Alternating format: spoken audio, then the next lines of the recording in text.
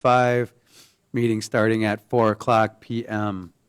If we could go ahead and introduce ourselves, starting with Elizabeth, please. Elizabeth Edwardson, Associate Planner. Kyle Kearns, Director of Community Development. Katie Bailey, Planning Commission. Lee Tao, Commission Member. Madeline Palmquist, District 8 Commission Member. Matt Zacher, Mayor. Jake Klinkforth, Parks and Buildings Superintendent. All right, thank you. Item 1, approval of report from March 3rd, 2025 and March 18th, 2025 Planning Commission meetings. Commission, what are your wishes?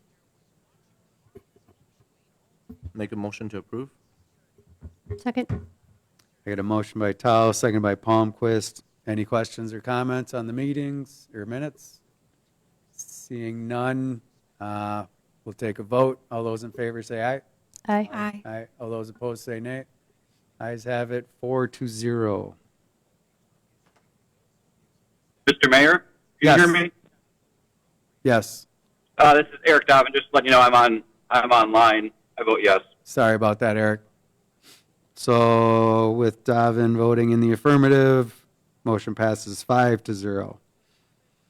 Item 2, request from Nicholas and Madeline Palmquist for a special exception to exceed the floor area of an attached garage maximum in the mixed residential R2 district at 2910 and 2920 21st Place South, parcel IDs 3414814 and 3414815.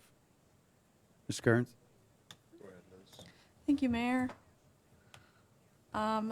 This request is, the applicant requests to build a single-family dwelling with an attached garage that exceeds the 50% maximum by 179.5 square feet. The Planning Commission may allow a special exception to exceed this 50% maximum, provided the area over the 50% is deducted from the allowable floor area of detached accessory buildings. This type of request has been approved in the past. And like those requests, it's very similar in that the overall size of the project and the garage is keeping in scale with the single-family dwelling. There are no anticipated negative effects. With that, we recommend approval with conditions. Those conditions being that a total of 179.5 square feet shall be deducted from the allowable floor area of any future detached buildings, and that the Community Development Department shall have the authority to approve minor modifications to the plans. Thank you. Questions, comments?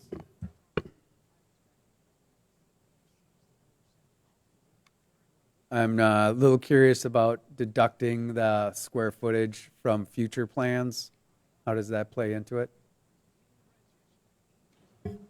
So we will provide a kind of note on MyGov, both there electronically as well as in the property folder. So in the event the property sells and the new owner wants to do a detached accessory building, then they would not be able to do a full 900 square foot detached accessory building.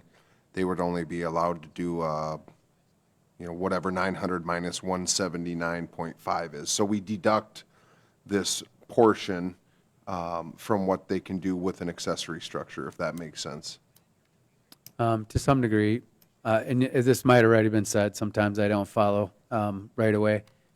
Is this based on the size of the overall parcel that you come to that number? Like, how is that? No, so, the 50% requirement for a detached, or for an attached garage is standard with any new home construction.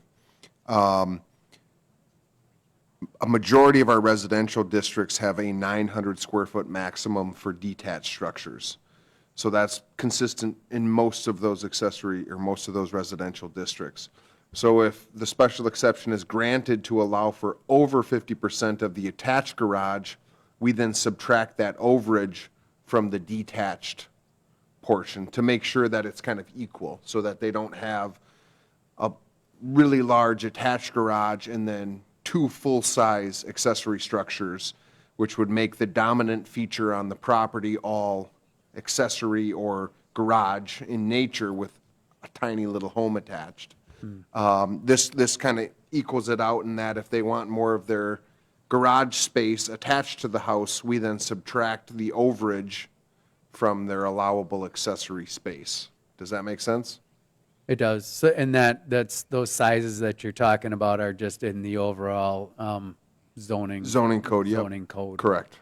I think it does help in this case that they're building on a double lot, right? So that, you know, it's a larger area too, so when you think of a garage being the dominant feature on the fronts of buildings, right? If the lot's bigger, it may not seem to be as dominant because there's more landscaping and trees and it's a larger area versus a small lot on the center of town that may be closer or at the setback versus this where it's a much larger lot. So I think it is appropriate. We are recommending that approval.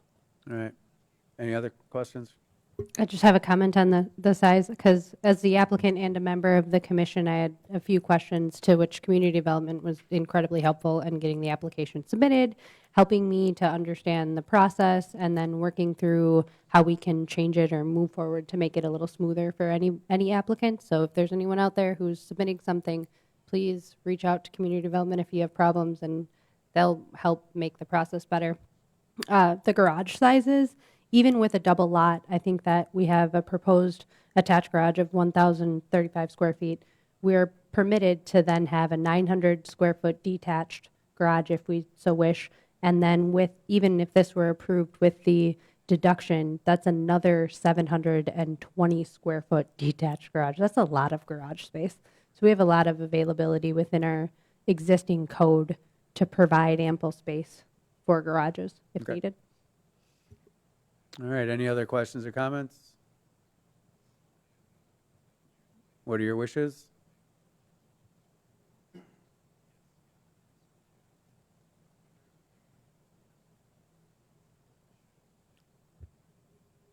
I will make a motion to approve. Let's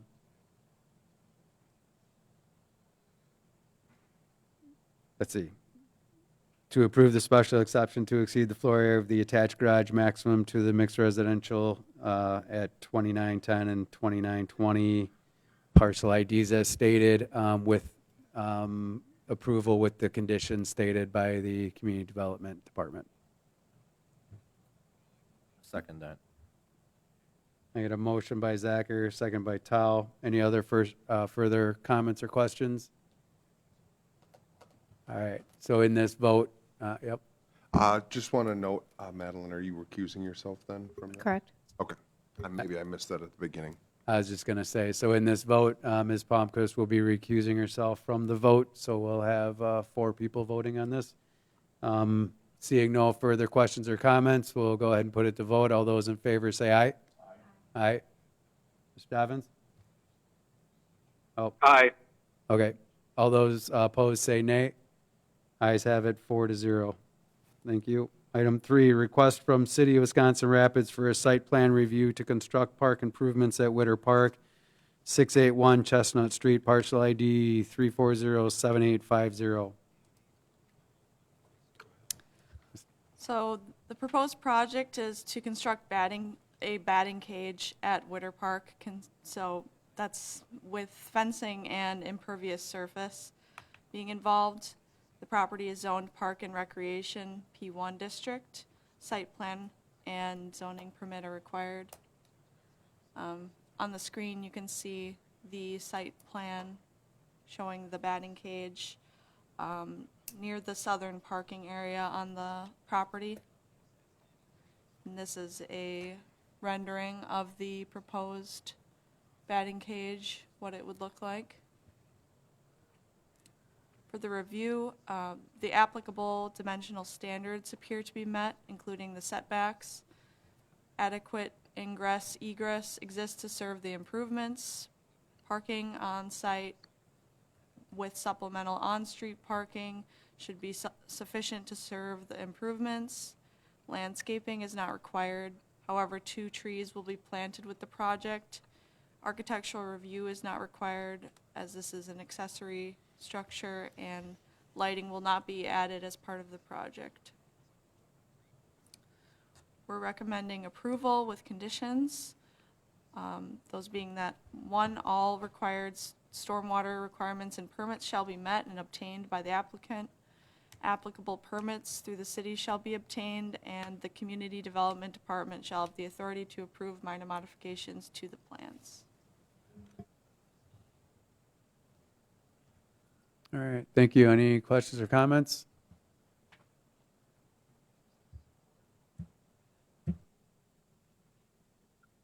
Jake, I had a question. go ahead. Just wondering about the surface.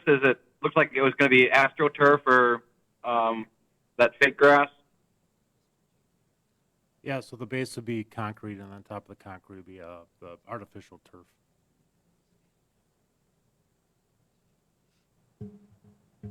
Any other questions, Mr. Davin?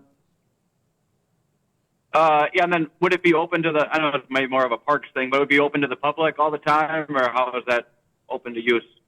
Yes, open to the public during park hours. Thank you. Thank you. Wasn't there already batting cages here, Jake? Or was it a while ago? No, there's some down on Apple Street, but those are strictly used for the rafters. So on the other side of the park. Okay, So, right. not to my knowledge, there's been nothing there. okay. All right. Any other questions or comments? What are your wishes? Motion to approve with staff recommendations. A motion by Palmquist.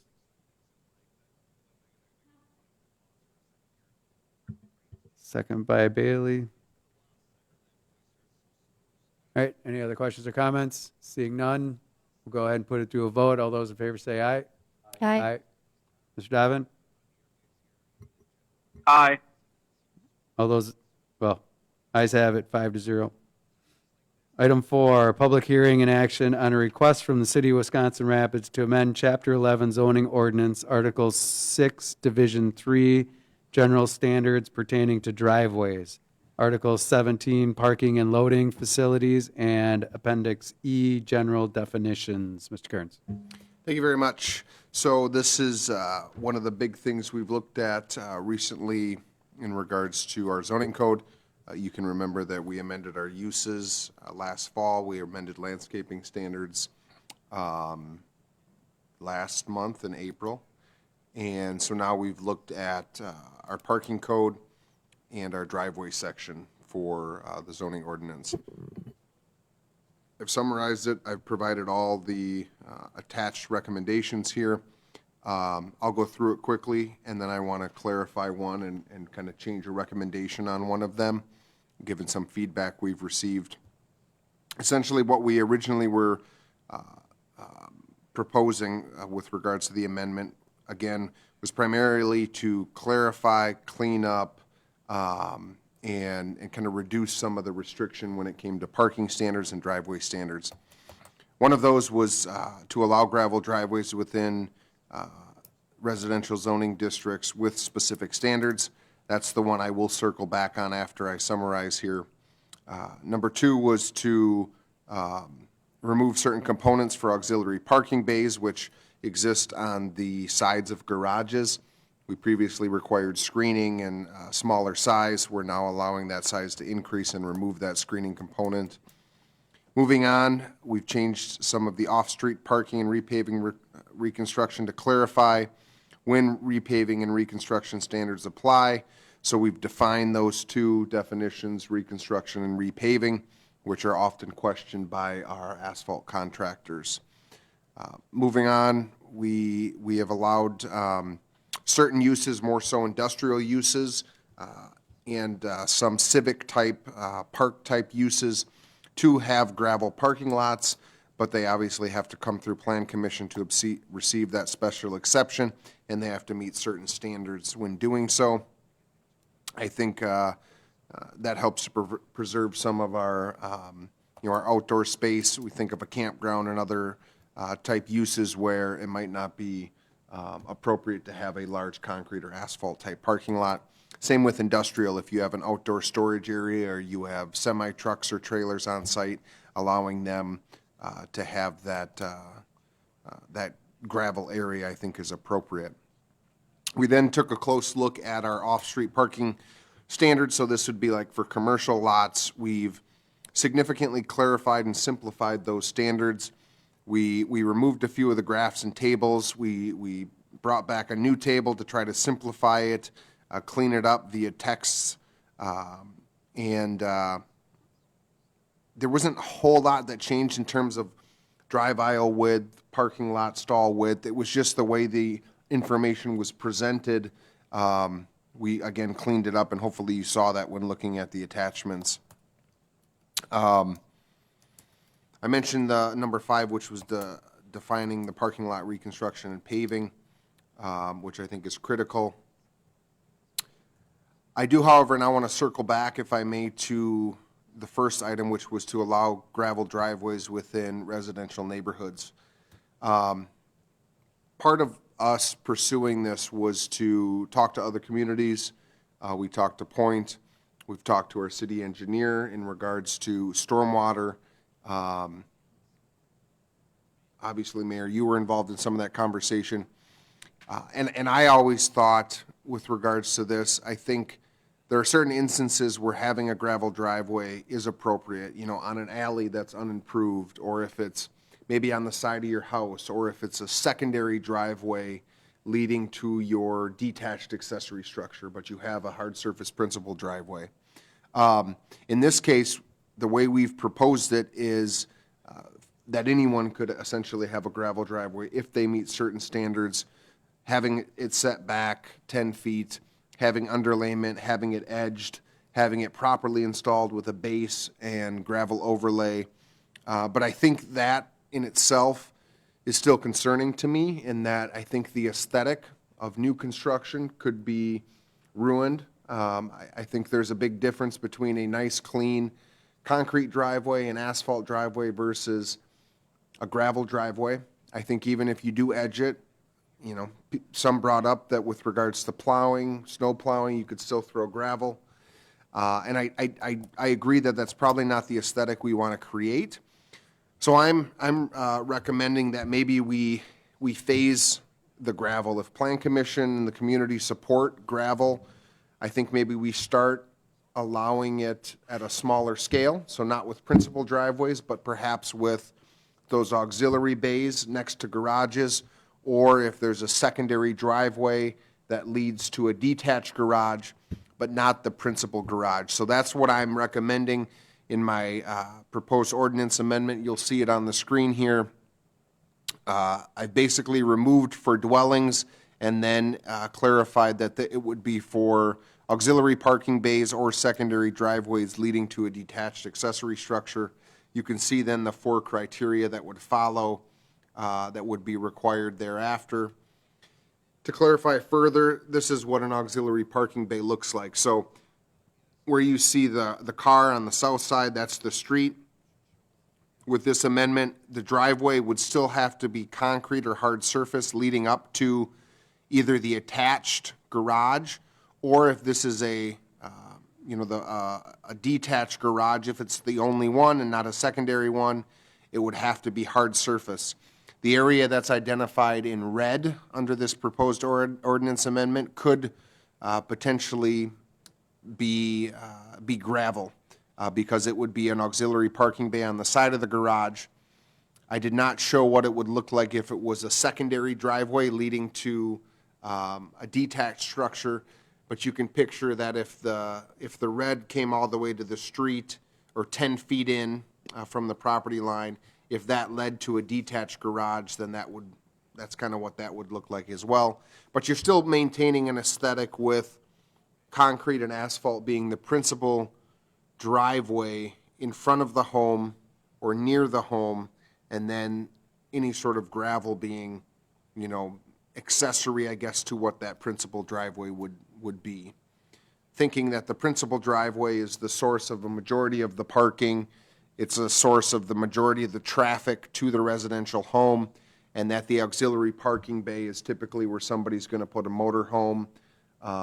They might put, a trailer there, something that's maybe not being used as frequently as the others. So, again, with some of the feedback we've received, I think this would be a good phased approach. We can, pursue this, see how it works, and then if council or plan commission want to take the next step and open it up for the entirety of driveways, based on how this is received, we can certainly bring that back.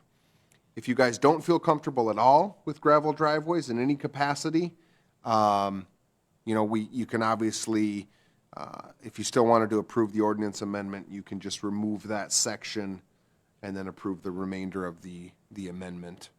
I will tell you right now in closing that we have hundreds of gravel driveways currently in the community. You can maintain your gravel driveway in terms of if there's ruts that are created, you can fill in those ruts, but you cannot expand your gravel driveway legally. You cannot put new gravel on grass and expand. You can't park in front of your house off of that in gravel areas. And we're constantly, every year typically having to enforce and interpret different properties where the neighbor's complaining that they've expanded in gravel or somehow it's brought to our attention. And then we're oftentimes, having to go in the field and, again, enforce the gravel driveway standards as they're currently written, which, again, are more prohibitive in nature. I think there's a lot of interest from the public, however, to do gravel because it's typically less expensive. Now, if you couple that with some of the requirements in terms of underlayment, edging, a base layer, I think now you start increasing the cost to where maybe asphalt and concrete are starting to become similar.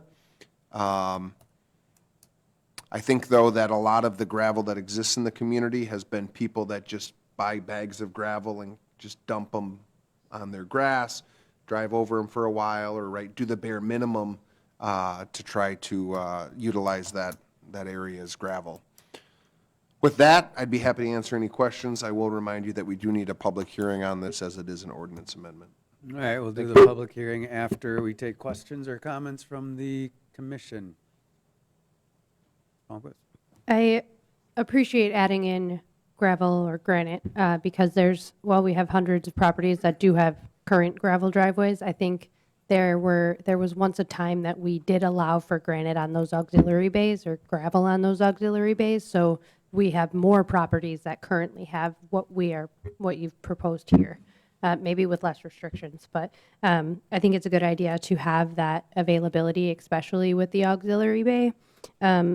Question for expanding gravel driveways. So residents currently cannot expand their existing gravel driveway, but if they have a gravel driveway and they are now expanding to have an auxiliary bay, and we pass this so that granite is permitted, they're able to then expand from their gravel driveway into a gravel auxiliary bay. Would that be correct?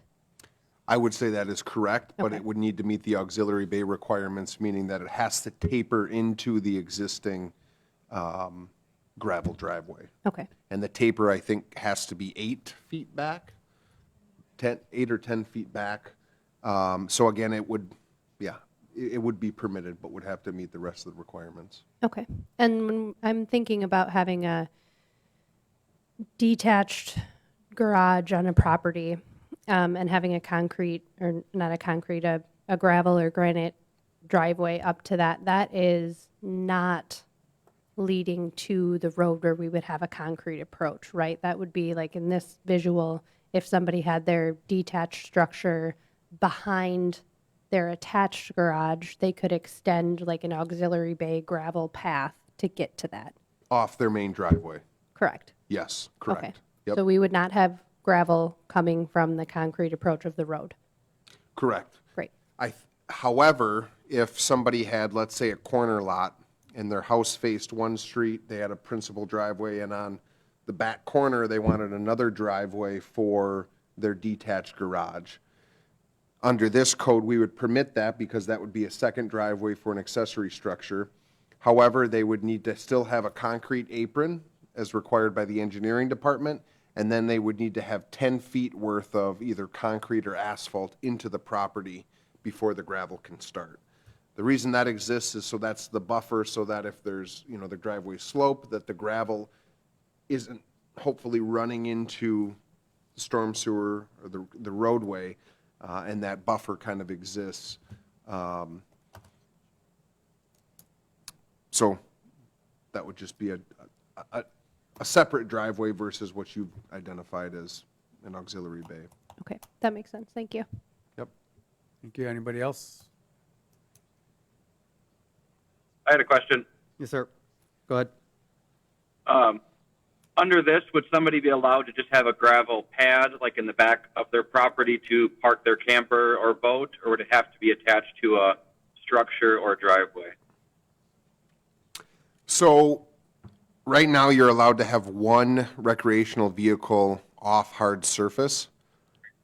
However, if it is the desire of the homeowner to have to drive over the property to get that recreational vehicle, then it should be hard surfaced area, because you can't drive over your grass under the code. I recognize that people do that, and they are storing them there.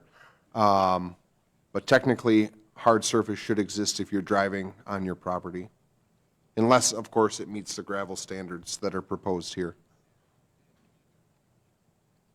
Okay, thank you. And then you kind of touched on it a little bit about resurfacing, existing, or is that more for the residential, or would that be a business site too? If a business wanted to, their asphalt is falling apart, is that any changing to what it currently is?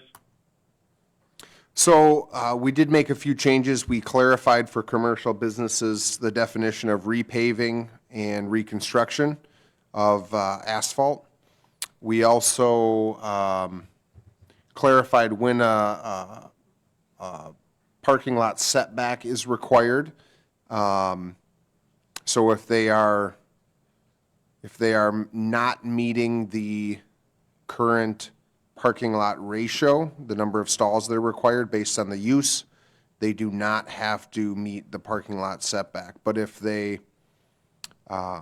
do meet those parking lot standards, the ratio, then they do have to meet the setback standards for a parking lot reconstruction. So that's really the primary things that changed when it comes to commercial. But we did allow industrial and civic type uses to apply for a special exception and request gravel in certain circumstances. But a commercial business along 8th, a restaurant, retail, they would not follow that special exception criteria to be able to have a gravel lot. What would the changes be if they want to regrade everything? You said that a little bit changed, so if they're not, they'd basically be grandfathered in if they just want to repave it all? So are you talking about regrading existing gravel or repaving existing asphalt? Asphalt. Yeah, so right now, the code says you can repave existing asphalt. You do have to meet 25% of the landscaping requirements. You do still have to stripe your lot and meet the aisle width, but you do not necessarily have to meet the full landscape requirements when you reconstruct. Or repave and reconstruct of parking lots are described under the same section. We have now defined what each of those means in the code because it was not previously defined. Thank you. Any other questions, comments? All right, seeing none, I'm going to open up the public hearing at 4:29 p.m. At this time, does anyone wish to come forward and speak for or against? Second time, anyone wish to step forward to speak for or against? And for a third time, anyone wish to step forward and speak for or against this issue? All right, seeing none, I close this public hearing at 4:30 p.m. Yes. I just want to add a comment. If if the Plan Commission doesn't feel comfortable acting on this today, we can certainly push this off. Again, you could approve the remainder of the ordinance, push the gravel discussion off, and we can bring back examples. We can take photographs of some different scenarios that exist where there's gravel driveways or where there's auxiliary parking bays, where there's corner lots, and we can try to do a more comprehensive presentation at the next meeting to help you guys understand what kind of our existing homes look like and what would change with this proposed amendment.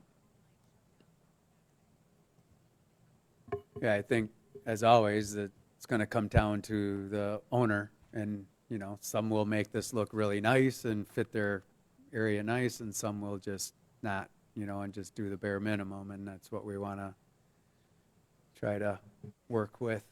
So what are your thoughts, Commission? Yes.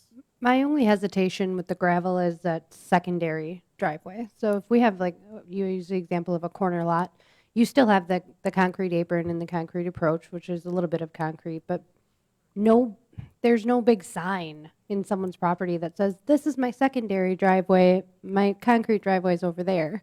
If you're driving past a corner lot, you'd see what appears to be a concrete driveway, not knowing that they fall under this odd piece in the code. But I fully support the auxiliary bays leading from a concrete driveway or existing driveway to a detached structure. It's just that from a detached structure alone with its own concrete approach, I still think would look not visually appealing within the community.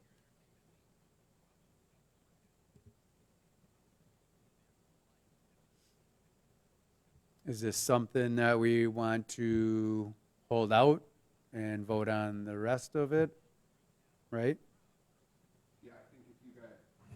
If you guys want more information or examples of this, we can certainly do that. You can hold this section out or postpone action on this section and approve the remainder. Any thoughts? I can be convinced with photographic evidence. Let's hold this out. The motion to approve the recommended changes, holding out the standards for gravel and granite until our next commission meeting. For just residential, right? Correct. The industrial and civic gravel standards with special exception is okay? Correct. Okay. I got a motion by Palmquist. A second by Bailey. All right. Any other questions or comments? Seeing none, we'll go ahead and cast our votes. All those in favor say aye. Aye. Aye. Mr. Davin? Aye. I got 5 ayes to 0 nays. Motion passes. Item 5, adjournment. I'll make a motion to adjourn. Got a motion by Zacher, second by Tal. All those in favor say aye. Aye. Aye. Motion passes 5-0. Meeting closes at 4:33 p.m. Thank you, everybody. Have a good night.